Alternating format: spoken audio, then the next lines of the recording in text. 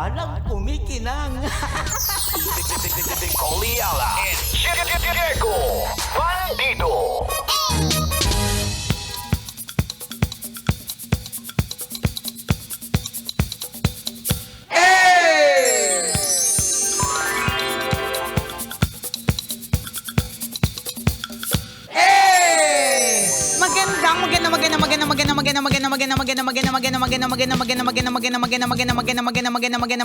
Magandang tanghali, kumikinang na ulo, Diego Bandido!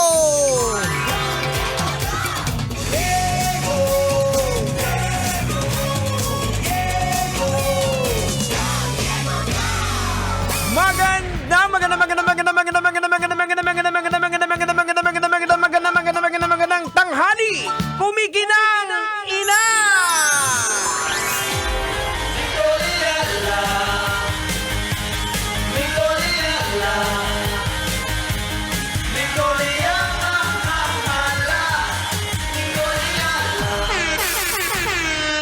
Dear Nicole Yala and Diego Bandido,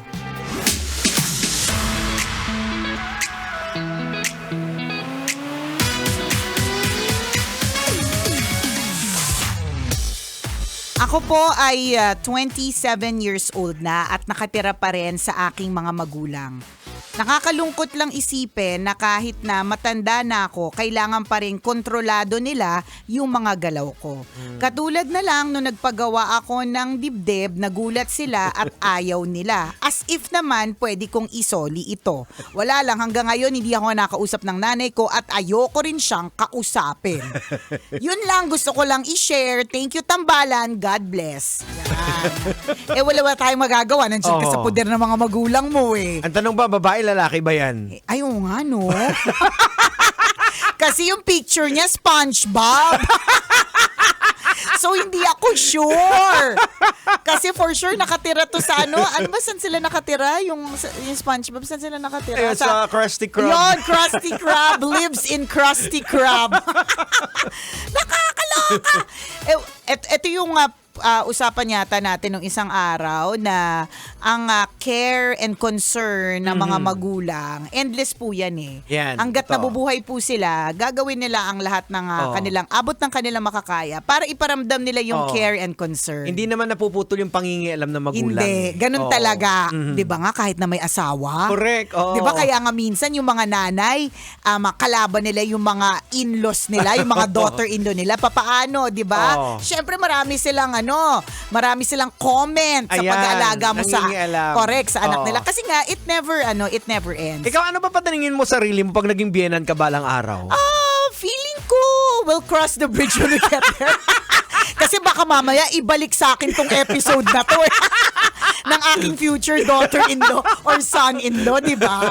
So, let's cross the bridge when we get there. Pero yung ang usapan naming mag-asawa ay hindi pa namin masabi. Kasi di ba, syempre, Medyo malayo pa talaga. Una, ang layo-layo pa talaga. Tandaan, kagabi, nag-aral kami ng aking anak na grade 1. Ang pinag-aaralan namin, addition pa lang. Di ba? So, yung mga in-laws na yan, napakalayo pa, hindi ko pa yan masasagot. Tsaka, as we grow older, di ba, nagkakaroon tayo ng ibang version of ourselves. Yes, oo. Di ba? Meron tayong version na walwalero, meron tayong version na napaka-immature pagdating sa relationship, meron tayong version na wala na tayong pakialam, nonchalant na tayo kasi ayaw na natin ng stress, ganyan. So, hindi ko alam kung anong version ko yon. Ayan, along the way kasi natututo tayo correct. Nag-iiba tayo Tama, tsaka nag-iiba rin yung nag-iiba rin ang mga generation. 'Di ba? Parang katulad ng nung isang araw meron akong nakausap. Siguro yung mga mas bata, ganun talaga sila, na kapag nakaset yung oras nila sa trabaho, dun mo lang sila pwedeng utusan. So, pag wala na sa Pag trabaho. wala na sila doon, hindi ka na pwede mag-text, hindi ka na pwedeng which I think is tama din naman.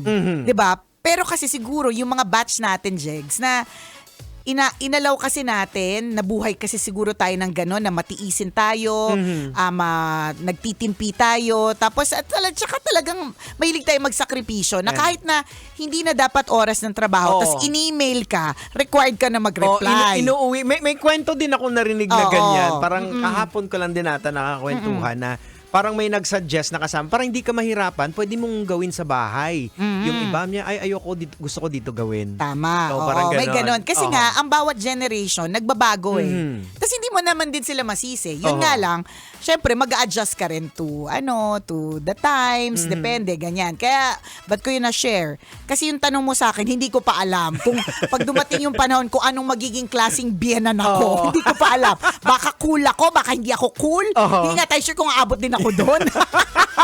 Baka mag-second coming na bago pa ako maging biyenan. Hindi ko alam. Ulam ko lang mamaya ang gusto kong isipin. Pero in other words, kaya kami napadpad ni Diego sa ganyang klaseng usapan is that the point is, yung concern and care at pangingialam talaga ng mga magulang, hindi po talaga yan tumitigil. Correct. Hindi po talaga yan siya nawawala, 'di ba? So ganun talaga siya. So ngayon, kung nagpadagay ka ng dibdib, hindi ko nga alam kung babae ka or lalaki. Okay, kung babae ka or lalaki man na nagpalagay ng dibdib, whatever it is, siguro yung nanay mo, siguro siya yung talagang tipong very conservative, that our body is the temple of the Holy Spirit, na dapat tanggapin mo kung ano yung ganyan, walang, alam mo, may mga gano'n na, walang karapatan ng sino man, Diyos lang ang pwedeng. May mga gano'n, baka, may mga ganun paniniwala, di ba? Baka gano'n kasi siya. So whether lalaki o babae, nagpadagdag ka ng dibdib para sa kanya, maling-mali ito sa kanyang relihiyon or whatever. Correct, o paniniwala. Or paniniwala. Ang concern ko lang, saan mo ba pinadagdagan yung dibdib? Sa gitna? Hindi, tsaka, ang concern ko lang, ilan ba yung pinadibdib? Bakit naloloko yung nanay mo? Baka ka na ba? Papunta ka na ba? Baka ka na ba? Anim ba yung pinalagay mo? Bakit gano'n na lang siya ka? Kasi kung di ba kung magpapa-enhance man ng ganyan, hindi naman siguro talagang wow! Or baka diba? naman World Cup, hindi... Di ba pag nagpa-enhance ka, hindi naman ganun sa mga kababaihan Hindi kaya nga, baka nga, wow! Kasi nga, hindi Cup A, Cup B, Cup C, Cup D. World Cup. Kaya nagulat yung nanay. Baka kaya nagulat. Isa kang boobs na tinubuan ng tao. Baka gano'n. Yung diba? nagsusumigaw bigla. Correct. Na parang, Boobs ako, tumingin ka sa akin. Baka gano'n. yung parang isang araw, likod doon, tapos bigla naging dibdib. Correct. Ganon bang klase? Pero hindi lang talaga natin mabubura. And ako para sa akin, bilang nanay mo naman yan, at nandiyan ka sa poder mo, wala rin namang point yung magpapataasan kayo. And bilang ikaw naman yung merong dinagdag sa sarili mo, tas yung nanay mo medyo matanda na, baka hindi niya naiintindihan ang enhancement ay normal. Dati kasi, Jegs, ako naabutan ko yung time na yan na parang big deal para sa lahat kung nagpagawa ka ng ilong, big deal para sa lahat kung nagpatattoo ka ng kilay. Sasabihin diba? ko pa nga sana, yung parang ano din yan, parang stigma din ng tattoo Oo. Diba dati pag nagpatattoo ka talagang... Parang, ano ba yun? Nagpatattoo, kakaano siya. Ayan. Di ba yung sabi ko ngayon, nanay ko? Di ba? Nung Galing sa nagkaroon ako kalbo, tsaka sa may Correct. tattoo. Totoo. Kaya nung may ex akong kalbo na may tattoo pa, sabi niya, naku, walang mabuting madudulot sa buhay mo yan. Kasi nga, may ganun There was a time na ganun talaga. Pag kalbo, masama ang ugali. Yan. Pag may bigote, rapist. Di ba? Yan kasi nakikita sa pelikula Correct. Ganun yung itsura, di ba? Pero nag-evolve na. Ang mga scammer, may itsura niya, naka-long sleeves, naka-kurbata. Hindi mo na alam. Hindi mo na alam kung sino talaga ang scammer, kung sino ang manloloko, di ba? So, ganun din. Ang tattoo, ang enhancements ngayon, di ba, ay expression of yourself. Yes. Enhancement. Hindi na siya change ka or whatever. It enhanced your look. Yan. Tsaka nagbabago na din di ba na-explain ko yun sa'yo dati, may nakausap akong surgeon. Ang sabi niya dati, ang boobs na pinapagawa ay yung talagang alam na alam mong pinagawa kasi tayong-tayo, bilog na bilog na Ngayon meron... Parang edad nito, tapos tayong-tayo. Oo, correct. Ano nangyari yun? Parang lahat Mapapa-question. lahat bagsak sa katawan niya, dibdib niya lang ang hindi. 'Di ba? Kasi nga ganun noon. Pero yung teknolohiya ngayon ng mga dibdib, mukha na talaga siyang very natural. Meron ngang teardrop type, yung medyo lawlaw ng konti, 'di ba? Para hindi halata. Pwedeng hindi masyadong malaki. 'Di ba? Dati meron lang talaga mga sizes na pwedeng pagpilian. So marami ng choices. Ayan, so nag-iiba na dahil sa technology. So baka si nanay, nandun pa rin siya sa sa panahon na ang pag may tattoo ang isang tao, masama siyang tao, Ayan. or hoodlum siya or gangster siya. Correct, oo. Baka nandun pa siya. So, hindi na para ikaw rin galit ka din. Dahil Oo. ikaw naman yung may pagbabago sa sayo or enhancement, then ikaw na lang din yung mag-try na mag-explain, maglambing sa kanya. Nanay mo pa rin yan. Oo. Alam mo, ngayon lang yan nagulat, pero eventually, mahal ka naman yan. Hindi naman para itakwil ka niyan. Kaya importante sa amin yung detalye kasi talagang biglang nagsusubi. Kasi di ba ikaw pag nagpagawa ka, pag ang isang tao nagpagawa, hindi mo pagpasigawan na, ay nagpagawa ako ng dibdib, wala. Oo. Yung parang tatahimik ka lang. Subtle lang. Oo, Baka halos hindi mapapansin. Kaya nga kaya lang siguro, Jigs, kanya-kanya kasi yan eh. Kung ayaw niya ng subtle, gusto niya ng okay. tingin ko baka, kaya gano'n nagurimentado yung nanay mo, biglang likod yan, bakit naging dibdib? Correct, baka may ganon. 'Di ba? Or talagang sadyang, o kaya, hindi natin alam, baka si nanay may nabasang mga article. Oh, yun. 'Di ba? May Na napanood na mga delikado. video, oo. Oo. Baka may nabalitaan siyang kamamatay lang, 'di ba? Hindi natin masasabi, ang dami na pong information Oo. sa gadget eh. O depende pa kung saan mo ba pinagawa yan. Yun din. O baka Diba? worry si nanay kung pinagawa mo lang yung sa recto. Correct, totoo. Na alam na natin kapag ka ginawa mo lang sa kung saan, maloloka ka. 'Di ba? Yung bang mga ganon. So, you talk to her. Wag ka nang ikaw pa yung galit, ikaw pa yung mainit ang ulo. Paintindi mo sa kanya yung nangyari. Security Ganun lang kay yun. nanay kasi nag-worry yan sa'yo. Doon siya nanggagaling eh. Correct. Oo. Yun lang talaga yun. She comes from a place of love. Yan, yan. diba? Na kaya siya nagagalit, kaya siya naluloka, kaya siya nagulat. Kasi nandun siya sa place of love. Meaning, kung masyado siyang malaki, natatakot siya na bastusin ka. Kung masyadong, yun nga, basta nagsusumigaw, tabi-tabingi, baka pagtawanan ka. Diba? Diba yung mga ganun? So, coming siya from a place of love. Oo, Gusto niyang... concern siya sa'yo.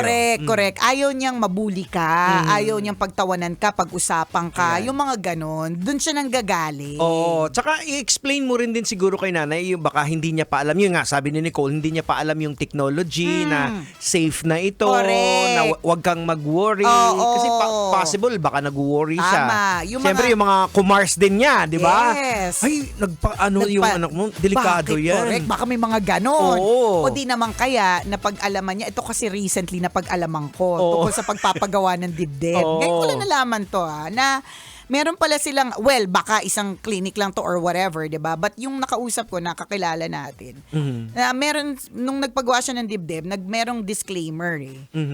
Ang disclaimer sa kanya is, malalaman after a year or after a few months after na ilagay yung dibdib, kung ito ay successful. Sabi ko, hala, may ganun? May ganung part na May ganun pala hindi na porke nagpalagay ka ng dibdib Okay at na. maganda yung itsura nito at kaya mo mag-bikini, okay na. Oho. May tinatawag daw na successful or failed Oho. na boob job. Na implant. Oo, na implant. Which is, dapat daw, supposedly, mag-gel siya or magbe-blend siya sa body mo. Oo, natatanggapin ng katawan mo. Correct. Yan, Parang oo. gano'n. Na hindi, yun yung disclaimer ng doktor o kung sino mang gumagawa na hindi natin makikita yan agad pag nilagay natin. Oho. So we wait it out ng ilang buwan o Oho. ng isang taon. Year. Tingnan natin kung Kung walang reaction sa katawan, Oo, meron kasi nire-reject. correct. Mga ganun. So yung pala yun. So baka may ganong kaalaman si nanay. Ayan, oo. Na hala, pwede palang i-reject ng katawan, tas foreign body ito, natakot. Yung mga Oo. ganon, again, ulitin namin, she is coming from a place of love. Yan. Yun lang yun. Concern lang si nanay Baka sa'yo. nagpagawa din ng dibdib dati si mother. Hindi natin alam. Diba? Mag-usap kayo. Correct. Ganun. Saka intindihin mo si nanay kung saan Intindihin nanggagaling. mo, nanggagaling talaga siya sa lugar ng pag-ibig. Mahal ka Tama. niya, concern siya sa'yo. Oo. Gusto niya maayos ka. Oh, biglan mo lang si nanay ng assurance na Yes. nay, safe naman to. Correct. Yan. Oh, 'di ba, nanay? Malaki na din ako. Pwede din namang i-express 'yun na Oo. nay, adult na din naman ako. I think capable na din naman ako to make my own decisions. Correct. Kasi alam mo, para sa mga magulang, ewan ko kung ganito ka rin sa anak mo, ang feeling natin sa kanila, 6 years old lang sila. Oh, totoo. Nandun pa rin sila eh. Baby lang sila. Oras natin, 12:39. Ako pong kumikinang naulo, Diego Bandido. At akong kumikinang ina mo, Nicole Yala. Kailangan pa bang i-memorize yan? Basic!